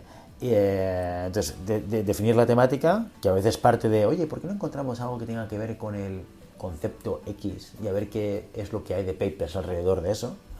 O a veces lo tenemos más claro. Entonces, si no lo tenemos claro, hay un trabajo de Carol de búsqueda del contenido que vamos a tratar y de elegir un contenido, porque a veces, claro, papers Tenemos una científicos lista. hay Sí. muchísimos, o sea, es que es para aburrirse. Y tienes que elegir bien el paper que vas a utilizar. Entonces, esta es la parte que hace Carol y que busca excelente lo que va a hacer. Entonces, Carol automáticamente lo que hace es generar un primer draft de guión, ¿vale? Y escribe hace todo este análisis que estaba explicando antes, de ver cómo se puede construir, toda la estructura que intentamos que sea como un storytelling, empezando con una pregunta para un poco captar atención y demás. Pues esto lo hace Carol. Yo hago una revisión, a veces hago una revisión más activa o a veces una revisión más reactiva y de aquí ya a grabar. Me pongo delante de... Lo suelo leer una vez en voz alta. Primero lo suelo corregir, aunque no... A veces reviso en profundidad y alguna parte que cambio o que añado. A veces solamente lo leo y corrijo alguna palabra que va más conmigo o una manera de explicar que va más conmigo. Y una vez lo he revisado, lo leo en voz alta, tengo un teleprompter en casa para que pueda mirar la cámara. Y mientras leo, porque claro, en un episodio como este estoy impro, ¿no? Sí. Pero en un episodio de divulgación no te puedes permitir el lujo de hacer una improvisación, porque son muchos temas que son muy concretos y que tienes que encajar muy bien una cosa con la otra, y tiene que ser corto, entonces hay que escribirlo y hay que leerlo. Entonces me pongo un teleprompter de la marca El Gato, que me costó, no sé, 300 euros, y me chuta el texto y yo lo voy leyendo. Lo leo una primera vez sin grabar, para ver cómo suena y tal, y luego ya le doy a grabar, ¿no? Y depende del vídeo, hay vídeos que me cuestan más y hay vídeos que me cuestan menos, porque hay algunos que como que me engancho mucho en alguna frase, en alguna palabra. Sin objetivos no sabes hacia dónde tienes que apuntar. Sin objetivos no sabes hacia dónde tienen que apuntar los objetivos. Joder, ¿en serio? ¿Qué es esto de la verdad? Y era un vigilante hiperactivo que no distingue entre un león y un Va muy rápido. Y por último, la aceptación. ¿Verdad? Y por último, la aceptación. Jope. Y por último, la aceptación. No me lo puedo creer, no sé decir la palabra. Experiencia. Y hay algunos que los hago como más ligeros. Depende. Y de ahí a postproducción. Se lo paso a Carol y Carol se dedica a hacer todo el montaje, la edición, elige las animaciones y tal, que muchas veces ya Carol, cuando hace el draft, ya apunta en el propio guión. Sí. Aquí voy a hacer esto, aquí voy a hacer lo otro. Sí, porque es que yo para hacer el draft del guión es que me tengo que imaginar cómo va a ser el vídeo. Ese es mi proceso. O sea, me imagino cómo quiero que sea el vídeo y a partir de ahí voy explicando, porque si no es un drama. Creo que al principio del todo teníamos en el proceso hacer un storytelling. Un storyboard, perdón. Un storyboard. Pero es que dije, es que no lo estoy utilizando, me consume tiempo, yo prefiero imaginármelo y hacer apuntes en el guión y vamos más rápido y así soy más eficiente. Claro, es que yo creo el storyboard, el proceso de creación de los vídeos de divulgación, los copiamos de un vídeo de Crespo. ¿Te acuerdas? Hay un vídeo de Crespo que dice, los vídeos de divulgación los hago así, y cogimos el vídeo y dijimos, vale, espera, paso 1, paso 2, paso 3, paso 4, y había uno que era el storyboard, y por eso lo pusimos. Pero sí, hemos simplificado el proceso. Análisis. Venga, va. Esta temporada hemos hablado de Severance, Grit, las 21 leyes irrefutables del liderazgo, Drive y Netflix. -1, todos son libros. Ajá. ¿Con cuál te quedas y por qué? ¿Con cuál me quedé y por qué? Qué buena pregunta. Sí, cada uno aporta cosas diferentes. Yo te diría con cuál no me quedo, eso sí, lo tengo claro. ¿Con cuál no te quedas? Aunque creo que me puedo saber la respuesta. Sí, con el de Clark, con las 21 leyes. Las 21 leyes irrefutables del liderazgo. Quedó claro. Sí, quedó claro en el vídeo, ¿no? Creo que es un libro que es en los que salen en muchas listas de básicos sobre liderazgo. Y claro, lo expliqué en el vídeo, creo que el título del libro es muy clickbait, es totalmente clickbait, totalmente falso, porque es como las 21 leyes irrefutables. Yo esperaba leer un libro que me explicara 21 cosas que la ciencia dice que son relevantes para el liderazgo, y me encontré con 21 opiniones del tío, opiniones basadas en su experiencia, que es un tío con muchísima experiencia, que ha formado muchísima gente, que ha creado sus propias maneras de entender el liderazgo, sí, bla, bla, bla, bla, bla, bla. No hay base científica, no hay evidencia. Entonces, claro, a mí me resultó como... Yo puedo escribir un libro mañana sobre mi opinión sobre algo, y igual lo hago, O sea, no te digo que no lo vaya a hacer, pero claro, mi expectativa... Las 21 leyes irrefutables también. No, las llamaré las 21 leyes de Guillermo. Ya está, y con eso ya salvo el clickbait. Pero sí, yo creo que es más una cuestión de expectativa versus realidad. Porque incluso es un libro que he recomendado a gente. Gente que piensa el tema de liderazgo, porque hay consejos que están bien. Hay consejos que están bien. O sea, no es para tirarlo a la basura el libro, pero yo creo que para mí el contraste es expectativa que yo tenía versus realidad. Pero es un libro que si te acaban de promocionar y te lo lees, vas a llevarte cosas seguro. Te vas a llevar cosas seguro y cosas que son muy útiles y muy prácticas. Entonces, eso es lo que te diría. El resto de libros, si cada uno aporta algo y siempre te hace sumar.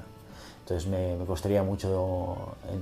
¿Cuáles hemos hecho? ¿Netflix? Hemos hecho el de Netflix, Drive, 21 leyes y Grit. Es que para mí es Netflix, Drive y Grit. O sea, Netflix es literatura marketingiana de Netflix, que es interesante porque es una realidad, pero una realidad vista y escrita desde el CEO, entonces hay que filtrar un poco. Drive es ciencia, divulgada, y es fácil de leer, y habla de la teoría de la autodeterminación, es súper interesante, se la recomiendo a muchísima gente.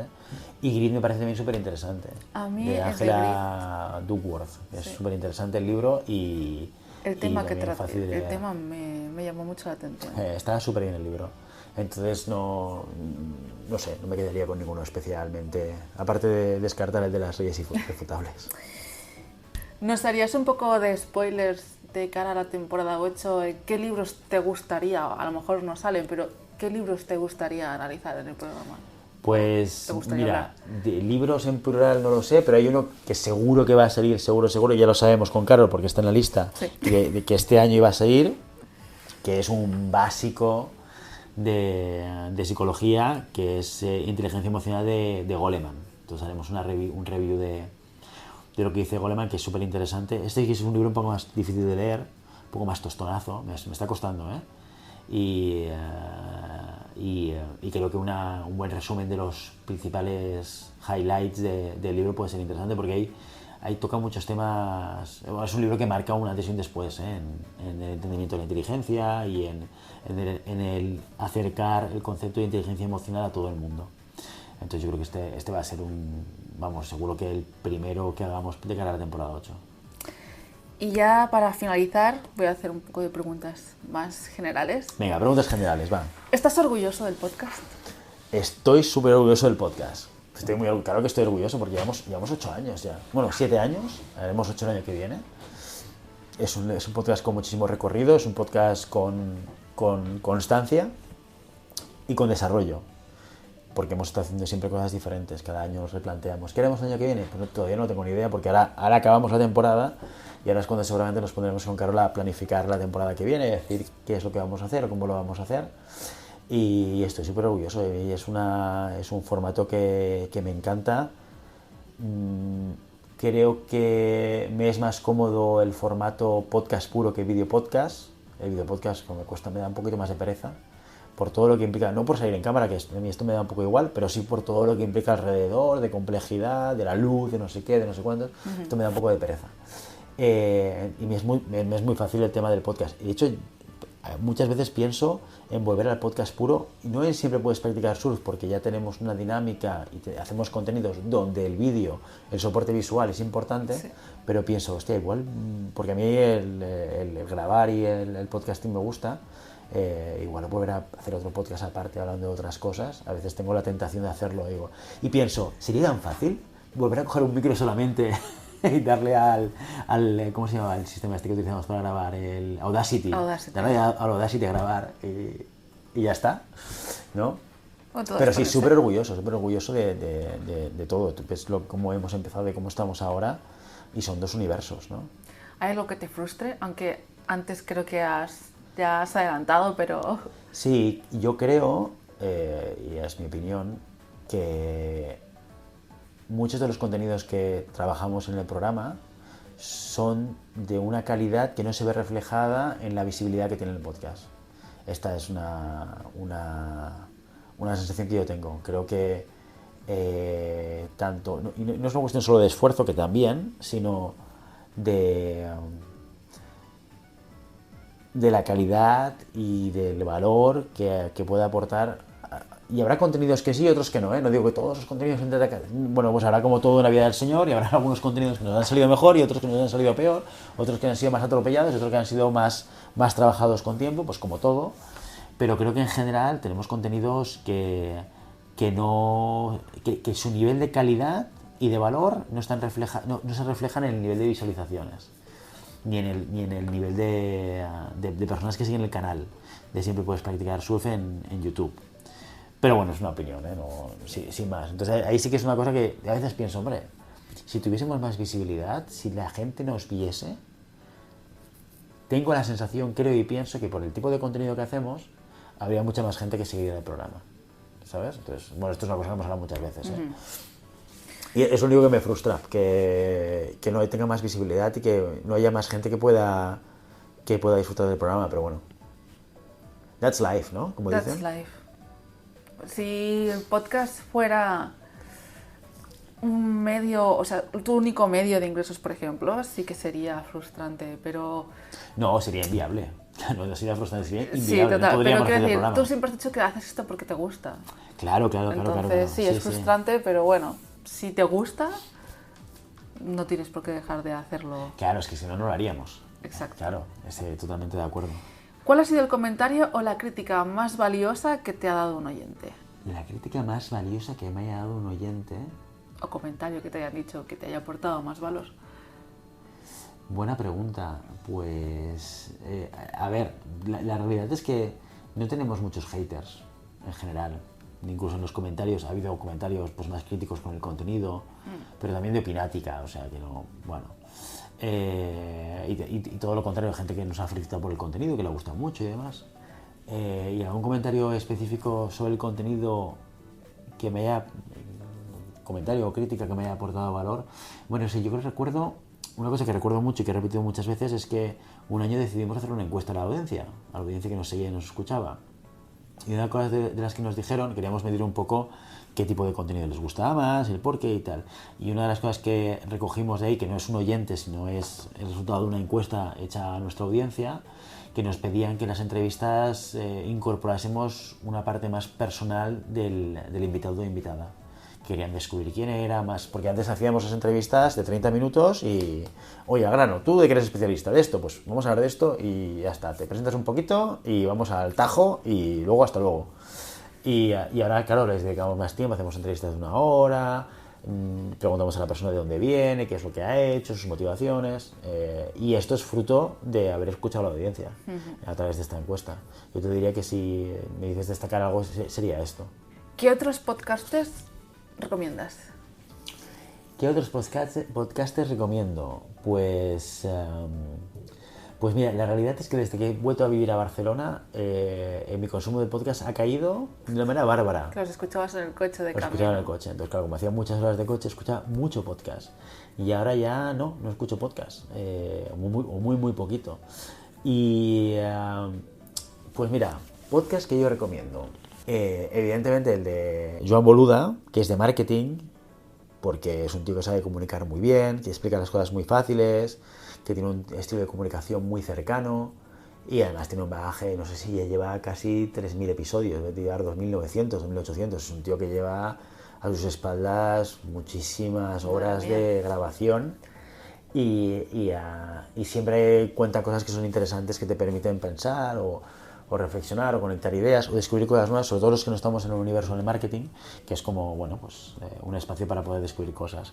Hay otro podcast que ahora ya no genera contenido desde hace tiempo, pero que os lo recomiendo porque también fue invitado nuestro y de los primeros también que invité y que los podcasts están hechos con muchísimo cariño y son muy divertidos, que es Juan Daniel Sobrado. Hacía un podcast que se llamaba Learning Legendario. Y solo con escuchar la intro que se curraba el tío, yo creo que ya merece la pena escucharla. Además, Juanda es un tío que en las entrevistas es incisivo. Hace entrevistas y es polite, pero el tío cuando ve algo que no, pero esto cuéntalo un poquito más porque no acabo de entenderlo. Y está muy bien porque yo recuerdo escuchar sus entrevistas y pensar... Oye, esto que acaba de contar el invitado, estaría bien que profundizase y Juanda enseguida lanzaba la pregunta y iba un poco a clarificar cosas, ¿no? Y las intros eran muy chulas porque se combinaba con el invitado y hacían una especie como de juego en el cual, yo que sé, habían algunas intros en las que, ahora me lo inventaré, pero más o menos, pues cogía y ponía la música de Regreso al Futuro y uno hacía de Doc y otro hacía de Marty McFly, ¿no? Y hacían el doblaje. Esto todo en audio, no había sin vídeo ni nada. Entonces cada uno hablaba como si uno fuese Doc y el otro fuese Marty, pues sobre un tema de formación, bueno. ¿Sabes? Pero claro, original. Qué original. Súper original y además súper currado, porque claro, ahí había un guión, o sea, tenía que escribirlo para poder enviárselo al invitado, ¿no? Y quedaba como súper chulo con la música de Regreso al Futuro. Creo que lo había hecho también con el equipo A, con referencias también muy ochenters, ¿sabes? Noventers y ochenters, ¿vale? Entonces esas introducciones del podcast eran siempre súper divertidas y el tío lo hace muy bien, lo hacía muy bien porque yo creo que hace tiempo que ya que ya no publica. Entonces yo creo que a este, si os va la formación, además habla de temas de formación, de cómo hacer formaciones efectivas, este está muy, muy interesante. ¿Quién más podría recomendar? Bueno, yo recomiendo, ya pues, mientras vas pensando, Sí. El Descampado. Es buenísimo, muy, muy, muy bueno. Yo cada vez que lo escucho me parto de risa. Y además que te toca temas súper variados. Ahora va haciendo una saga de las pelis de Batman desde el principio, pero lo toca todo, guión, música. Lo mismo ha hecho con Alien. Ahora hace poco publicó un par de capítulos sobre los cuervos. O sea, es muy aleatorio, pero es que todo lo hace súper bien. Habla de los teleñecos, habla de vikingos. Bueno, es una pasada. No tiene un tema súper concreto, aunque si tuviera que decir alguno, se centra sobre todo mucho en cultura y películas. Y música también. Tiene muchísimas sagas de episodios dedicados a grupos concretos, sobre todo grupos de rock. Pero es que lo hace con un mimo, con una estructura, lo explica todo tan bien y de una manera tan divertida que es que en serio, todo el mundo tendría que escuchar El Descampado. Es que, y no es gratuito, ahí hay muchas horas de trabajo. Sí, seguro que hay muchas horas. O sea, conseguir eso es mucho trabajo detrás. Mucho trabajo. O sea que, no. Sí, yo había oído, me habías recomendado El Descampado en alguna ocasión, no lo sigo yo, pero sí me consta que el tío lo hace súper bien. Sí. Hombre, a mí de esta tipología hay uno que es, claro, que no es tan amateur como los que he contado ahora, pero que a mí siempre me sacan una sonrisa, que son los de Aquí no hay dragones, y su homónimo, que es que hace tiempo que no los escucho, entonces ya se me olvidan los nombres. Pero es un cineasta español, un escritor, un humorista y otro humorista, más o menos, ¿eh? Entonces, que son conocidos los cuatro. Uno de ellos es Cansado. ¿Cansado de Famino Cansado? No sé quién es. No. Son los humoristas súper conocidos en España. Bueno, es igual. Pues que estos tienen este podcast y que es Aquí no hay dragones, y otro que se juntan los cuatro para charlar de cosas, y es súper divertido, porque a veces hablan, pues yo que sé, de Nolan. Entonces ahí empiezan a explicar sobre las películas de Nolan, dan una vuelta a Batman, no sé qué, y también con mucho toque de humor y con mucha gracia, y siempre te sueltan una sonrisa, te explican historias, pues esto, ocultas del cine, o de la literatura, o de la historia, y siempre lo explican así como de una manera muy graciosa y muy divertida, y están súper bien. O sea que también lo recomiendo muchísimo, porque bueno, es muy conocido, estos son muy conocidos, ¿eh? O sea, esto no es algo que mucha gente le vaya a sorprender. Y uno que es más amateur, pero que tiene su gracia, se llama Bad Señales, que son unos chavales, bueno, que ahora no sé si son tan chavales, porque ahora el tiempo pasa para todos. Y hablan de cine, cogen una película y la comentan entre ellos. Y esto yo conozco Carne de Videoclub. Esta me suena mucho, ¿eh? Lo mismo, ya no son chavales, son unos señores que se juntan y para hablar de una película. Normalmente películas ochenteras, noventeras. Carne de Videoclub. Bueno, Carne de Videoclub, claro, no van a ser de ahora. Y también me gusta muchísimo. Y Roma Eterna. Roma Eterna. Sí, que es Iván Martín, que está explicando la historia de Roma desde el día 1 hasta que cae. Y lo va haciendo, y es una pasada. Es como lo explica, cómo se pone en el papel. O sea, se le nota que le gusta muchísimo el tema, y cómo lo explica. Y yo también me lo pongo, pues cada vez que saco un episodio me lo pongo por las noches, porque me gusta, así puedo visualizar, porque es muy fácil visualizar las escenas tal y como él las explica. Y sí, recomiendo estos tres: El Descampado, Roma Eterna y Carne de Videoclub. Carne de Videoclub, muy bien, sí, pues ahí están. La penúltima: ¿qué metas o hitos quieres alcanzar en la temporada 8? Pues yo creo que seguir con ese proceso de desarrollo y evolución que tenemos en el programa, ¿sabes? Como diría el gran Wyoming, más y mejor, ¿no? No, él dice, como dice él, es más pero no mejor, porque es imposible. Esa es la frase que utiliza en La Sexta, en el programa este. Bueno, no sé si hace el programa, pero hace tanto que no veo la televisión, que esta es una referencia de la última vez que vi este programa de Gran Wyoming, que fue hace 3 años. Yo es que no tengo tele directamente. No tienes tele, ¿no? Es que yo tengo tele, pero vamos, que hace mucho que no la veo. Y yo creo que eso, más y mejor. más y mejor. ¿Qué es lo que espero? Pues no lo sé, porque siempre como que nos reinventamos cada año. Ahora estamos en el momento de iniciar ese reinvento de cada año que viene. Decidiremos a ver qué es lo que hacemos. Pero, hostia, a mí me gustaría... Mi sueño es que tengamos en el despacho un espacio de grabación específico del programa. A mí también me gustaría. Me encantaría. Un estudio de ¿sabes? grabación. No sé si un estudio de grabación, pero un espacio de grabación específico, con un layout concreto, pensado y tal. Pero creo que estamos todavía a años luz de esto. Pero eso sería como lo que me encantaría hacer, y poder grabar bien en un sitio, sin preocuparme de poner los focos, quitar los focos, la cámara, no sé qué, no sé cuánto, hostia, mirar el sonido, ¿sabes? Con una mínima entorno y contexto que nos ayude a hacerlo fácil y que lo tengamos previsto. Mira, una de las cosas que sí que he pensado, esto es un spoiler porque no te lo he contado todavía. Oh, me entero aquí. Exacto, te enteras a alguien directo. Y es que una cosa que habíamos hecho el año pasado, no el anterior, fue grabar en el sofá. En este sofá que tenemos aquí, en GHC. Y ahora que los viernes ya nadie viene a la oficina, como norma, podemos aprovechar para grabar las entrevistas los viernes. Y entonces hacerlas en sofá, ¿sabes? Sí. Y los viernes hacer siempre todas las entrevistas en el sofá, como en un Risto espacio Mejide. más... Como Risto, en su Chester. Exacto. Pero este es un sofá de Ikea. Bueno. El sofá de Ikea con Guillermo, ¿eh?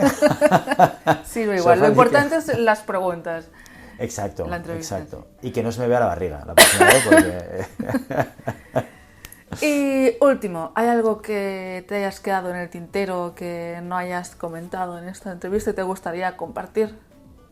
The last but not the least. Pues... No, o sea, solamente lo último, y es con lo que siempre se tiene que acabar en este tipo de programas, que es fundamental siempre hacerlo, que es agradecer a la gente que está al otro lado. Porque esto... Claro, el grabar, el preparar, todo esto es una tarea muy solitaria. Y yo, porque estoy con Carol, y Carol porque está conmigo. Somos un equipo de dos y lo hacemos juntos, y lo pensamos juntos, y lo llevamos hacia adelante juntos. Pero el saber que hay alguien al otro lado de la cámara, que hay alguien al otro lado del audio, escuchándonos y tal, porque lo sabemos que hay. O sea, hay menos gente de la que nos gustaría, como ya he dicho antes, pero hay mucha gente. O sea, siguiéndonos en YouTube hay 2.000 y pico personas, que ya son personas. Tenemos vídeos que han sido consumidas han sido vistos 30 y 40.000 veces. En audio estamos alrededor de los 4.000, 5.000 seguidores en diferentes plataformas. Y eso implica que lo que hacemos genera interés, y hay gente que le genera impacto, porque incluso hay gente que nos escribe para decirnos en comentarios y tal, que nos escribe para decirnos, oye, nos me ha gustado mucho esto y tal. Y gente también nos dice, esto no me ha gustado nada. Y está bien y es lícito, y no te diré que me encanta, pero that's life, ¿sabes? O sea, hay que gente que no le va a gustar. Entonces, de lo que no hemos hablado es eso, de la importancia de la gente que está al otro lado, de agradeceros a vosotros y a vosotras que dediquéis el tiempo a escucharnos y a vernos y a participar de la manera que os parezca, y que el hecho de que nosotros pensamos que con lo que hacemos aportamos algo a alguien ya también es parte de la energía y motivación para seguir haciéndolo, porque si no fuese así, si nosotros viésemos que no nos ve nadie, no nos escucha nadie y no recibimos ningún tipo de comentarios, pensaríamos, ostras, esto es, ¿para qué lo publicamos, no? Y igual lo grabamos para nosotros y luego en casa para dormir, lo ponemos para dormir y fuera, ¿no? O sea que yo te diría que eso es de lo que no hemos hablado y que es importante agradecer a vosotros y a vosotras que estáis ahí vuestra activa participación en el programa. That's all, friends. ¿Y aquí se acaba? Sí. Muy bien, oye, pues insisto, muchísimas gracias por todo. Este es el último episodio, que no sé cuánto tiempo, casi 2 horas, ¿eh? No, 1 hora y media de entrevista. Hora y media. Bueno, los que hayáis llegado hasta aquí, felicidades, porque igual es un tostón brutal. Un programa completamente improvisado, basado en las preguntas de Carol, que espero que os haya parecido interesante alguna de las cosas que hemos contado aquí, que os llevéis algo de este programa. Contádnoslo en comentarios, en YouTube, en cualquier plataforma de podcast. Nosotros responderemos. Cuando veis el logo de GHC respondiendo, ya sabéis que es o Carol o yo. O sea, siempre es o Carol o yo. Depende de quién llegue antes. Es una cuestión de velocidad. Quien llegue antes responde antes, ¿no? Así que muchísimas gracias. Esperamos que esta temporada 7 haya sido de utilidad para vosotros y vosotras. Que algo de lo que hemos explicado os haya resonado, os haya ayudado y os lo hayáis llevado a vuestro día a día. Y que nos vemos la temporada que viene, que tengáis unas felices vacaciones, un buen verano, que descanséis y desconectéis, y nos volvemos a ver en septiembre. Hasta entonces. Adiós. Nos vemos en la temporada 8. Adiós.